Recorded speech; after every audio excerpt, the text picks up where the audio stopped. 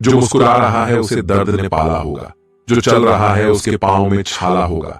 बिना संघर्ष के इंसान चमक नहीं सकता, जो जलेगा उसी दिए में उजाला होगा।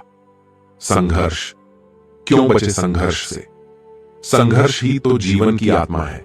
जितना कठिन संघर्ष होगा उतनी ही शानदार जीत होगी। एक बार एक किसान भगवान से बहुत ही नाराज हो गया। किसान बहुत मेहनती था।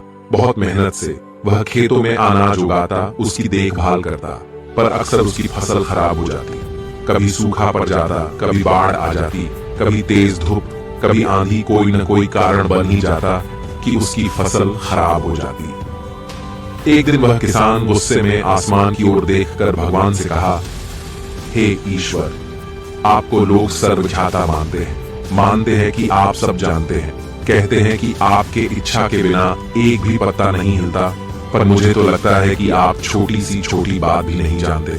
आपको तो ये भी नहीं पता कि खेती बाड़ी कैसे करते हैं। अगर आप जानते होते तो हर समय जो बाढ़, आंधी और तूफान आते हैं वो कभी नहीं आते।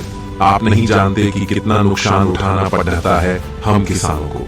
यदि आप मेरे हाथ में यह शक्ति दे दे कि जैसा मैं चाहूं वैसा मैं मौसम कर दूं, फिर आप देखना मैं अन्य के भंडार लगा दूंगा।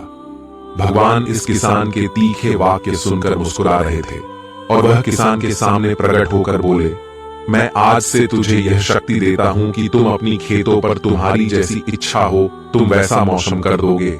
मैं बिल्कुल भी दखल नहीं दूंगा, तुम्हारी इच्छा से सब कुछ होगा। किसान बहुत खुश हो गया। किसान ने गेहूं की फसल अपनी खेतों में बोई। जब उसे लगा कि खेतों को धूप चाहिए तो खेतों को धूप मिले, जब पानी बरसना चाहिए तभी पानी बरसा।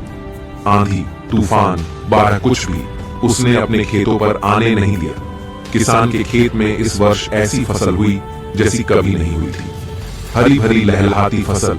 मन ही मन वह बहुत खुश हो गया और सोचने लगा, अब सबूत के साथ दिखाऊंगा भगवान को कि इसे कहते हैं शक्ति का सही उपयोग। मेरी सफलता देखकर उन्हें अपनी नियम जरूर बदलने पड़ेंगे। कुछ दिन गुजरे, फसल कटने को तैयार हो गए। किसान बहुत उत्सुकता के साथ फसल को काटने लगा, पर जैसे ही उसकी नजर गेहूं की बालियों पर गया तो उसने अपना सिर पीट लिया और वह रोने चिल्लाने लगा। गेहूं की एक भी बाली के अंदर गेहूं का दाना नहीं था, सारी बालियां अंदर से खाली थी। किसान बहुत दुखी हो गया। उसने भगवान को रोते हुए फिर पुकारा, हे प्रभु, तुमने ये मेरे साथ क्या किया?